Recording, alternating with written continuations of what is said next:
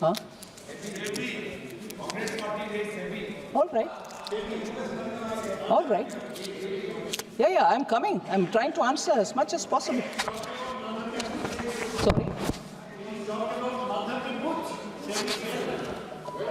Honourable speaker sir, मैं सिर्फ ये बोलना चाहती हूँ कि एक माइल पोस्ट रखते हैं प्रोफेसर सौगता रॉय डिस्टर्बेंस करने के लिए, ठीक है, आदत हो गए हैं हम सबको। फिर एक विषय उठाते हैं, उसको मैं पूरे विवरण के साथ जवाब दे दी। अभी दूसरे माइल पोस्ट, सिर्फ इनको ही मैं अटेंड करते रहना चाहिए, बस कोई और का जवाब देना नहीं। फिर माननीय सदस्य, अगर आप चाहते हैं प्लीज, मैं नहीं चाहता, सदन के नियम प्रक्रियाओं से सदन चलता है। अगर आप कहते हैं मैं निकाल देता हूं। नो सदस्य, मैं तीन ही नाम यूज करूं। नहीं माननीय सदस्य, नहीं कहा, और आप video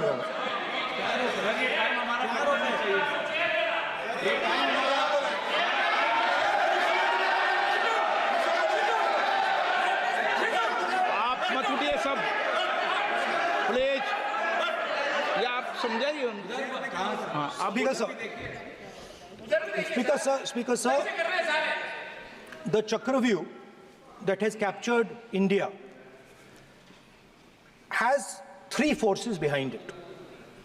First is the idea of monopoly capital, that two people should be allowed to own the entire Indian wealth.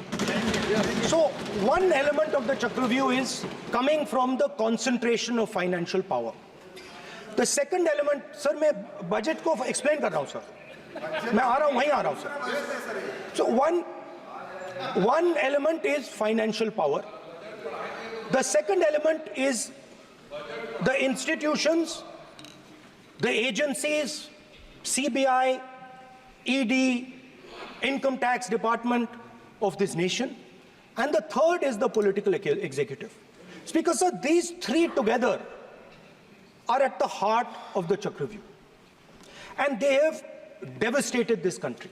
Speaker sir, my expectation was that this budget would weaken the power of this Chakravyuh, that this budget would help the farmers of this country, would help the youth of this country, would help the laborers, the small businesses of this country.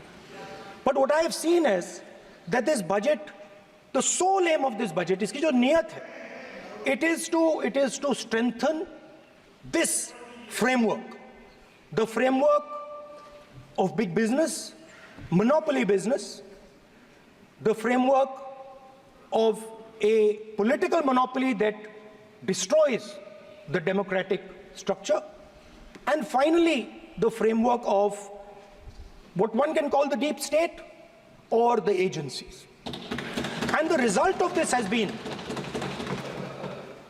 the first पहला काम इस चक्रव्यूह ने क्या किया, जो हिंदुस्तान को रोजगार देते हैं, स्मॉल एंड मीडियम बिजनेसेस हैं, जो करोड़ों युवाओं को रोजगार देते थे, उन पर इस चक्रव्यूह ने आक्रमण किया। कैसे किया? नोटबंदी, जीएसटी और टैक्स टेररिज्म। आप लोग आतंकवाद की बात करते हो, पूरे देश में अगर कोई भी व्यक्ति छोटा बिजनेस चलाता है तो रात को उसको फोन कॉल आता है इनकम टैक्स डिपार्टमेंट से, जीएसटी से, और टैक्स टेररिज्म का वो शिकार बनता है। इस टैक्स टेररिज्म को रोकने के लिए बजट में आपने कुछ नहीं किया है। तो टैक्स टेररिज्म के कारण और ये जो आपकी नीतियां हैं, जो आपने कोविड के समय बड़े बिजनेसेस की मदद की और जो स्मॉल एंड मीडियम बिजनेसेस थे उनको खत्म किया, उसके कारण आज हिंदुस्तान के युवाओं को रोजगार नहीं मिल सकता है। बिल्कुल एक युवा को रोजगार नहीं मिल सकता है। अब फाइनेंस मिनिस्टर बैठी हैं, अब युवाओं के लिए आपने क्या किया? बजट में आपने इंटर्नशिप प्रोग्राम की बात करी और यह शायद एक मजाक है, क्योंकि आपने कहा कि ये इंटर्नशिप प्रोग्राम सिर्फ हिंदुस्तान की 500 सबसे बड़ी कंपनियों में होगा और 99% जो हमारे युवा हैं उनको इस इंटर्नशिप प्रोग्राम से कुछ लेना देना नहीं, कोई फायदा नहीं होने वाला है। तो आपने पहले टांग तोड़ दी और उसके ऊपर आप बैंडेड लगाने की कोशिश कर रहे हैं। मेन मुद्दा आज युवाओं का एग्जाम पेपर लीक है। जहां भी हम जाते हैं आपने बेरोजगारी का चक्रव्यूह बना दिया इनके लिए, और जहां भी हम जाते हैं वो कहते हैं देखिए बेरोजगारी है मगर पेपर लीक भी होता है। तो आपने एक साइड पेपर लीक चक्रव्यूह, दूसरी साइड बेरोजगारी चक्रव्यूह। पेपर लीक मैं आपको बताता हूं 10 साल में 70 बार हुआ है। अगर आप जानना चाहते हैं, 10 साल में 70 बार हुआ है। तो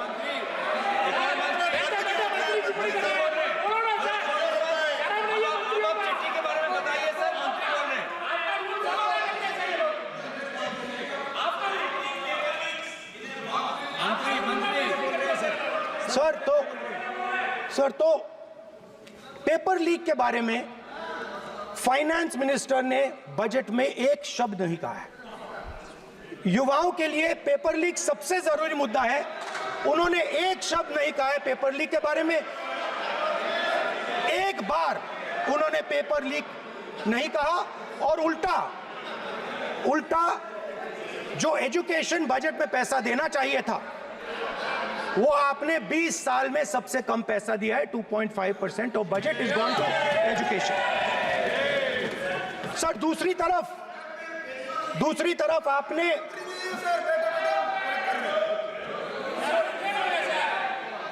आपकी नहीं मानते सर, ये रनिंग कमेंट्री कर रहे हैं सर। दूसरी तरफ पहली बार सेना के जवानों को आपने अग्निवीर के चक्रव्यूह में फंसाया। सही बात। इस बजट में अग्निवीरों के पेंशन के लिए 1 रुपया नहीं है। आप अपने आप को देशभक्त कहते हो, मगर जब अग्निवीरों की मदद करने की बात आती है, जवानों को पैसा देने की बात आती है, तो बजट में आपको 1 रुपया नहीं दिखाई देता। उनकी पेंशन के लिए 1 रुपया आपने नहीं दिया। तो उनको आपने अग्निवीर के चक्रव्यूह में फंसाया। उसके बाद सर जो अन्नदाता हैं वो चक्रव्यूह से निकलने के लिए, आपके चक्रव्यूह से निकलने के लिए जो आपने बनाया 3 काले कानून, जमीन अधिग्रहण बिल को आपने कमजोर किया, उनको आप सही दाम नहीं देते हो। इस चक्रव्यूह से निकलने के लिए उन्होंने आपसे सिर्फ एक चीज मांगी है, 2 चीजें नहीं मांगी है, सिर्फ एक चीज मांगी है। उन्होंने कहा है कि हमें लीगल गारंटीड एमएसपी देना।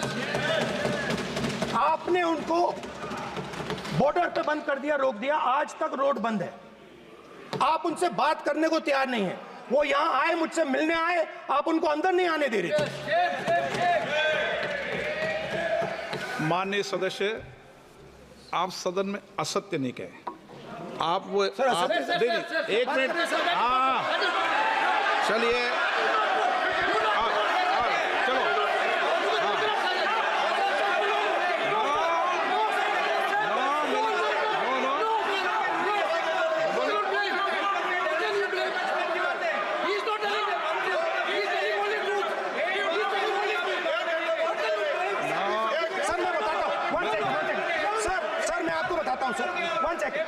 सर मैं आपको फैक्ट बताता हूं सर, जो मुझे एक सेकंड, हाँ बता। मैं आपको फैक्ट बताता हूं, फिर आप मुझे करेक्ट कर दीजिए। स्पीकर सर, फार्मर्स का डेलीगेशन नहीं सर, मैं आपको फैक्ट बताता हूं। पर आपके माननीय सदस्यों को कह दें वो सदन पर आरोप नहीं लगाए। रिपोर्ट से बोलता हूं मैं, बिना रिपोर्ट के नहीं बोलता हूं। बोलिए, उनको बोलने दीजिए, उनको बोलने दीजिए, आप बोलने दीजिए उनको, बोले, वो बताएं, मैं बताऊंगा। Speaker sir 1 second, speaker sir मैं आपको बताता हूं जो मुझे मालूम है। स्पीकर सर मैं आपको बताता हूं, बैठिए।